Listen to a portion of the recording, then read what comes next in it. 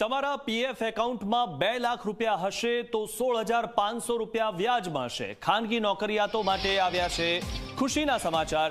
2025માં નોકરિયાતોને PF પર 8.25% વ્યાજ મળશે। 7 કરોડથી વધારે નોકરિયાતોને 8.25% વ્યાજ મળશે। મોદી સરકાર પીએફ પર 8.25% વ્યાજ જાળવી રાખશે। પીએફ ખાતામાં 1 લાખ રૂપિયા હશે તો 8,250 રૂપિયા વ્યાજ મળશે। ત્યારે આજે 8.25% વ્યાજ છે તે જાળવી રાખવામાં આવ્યું છે। 2025માં પણ નોકરિયાતોને પીએફ પર 8.25% વ્યાજ મળશે।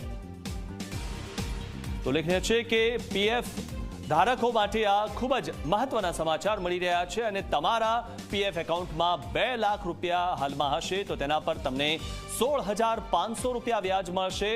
અને મહત્વની વાત એ છે કે 8.25% વ્યાજ જે છે તેને જાળવી રાખવામાં આવ્યું છે। 2025માં નોકરિયાતોને પીએફ પર 8.25% વ્યાજ મળવાનું છે।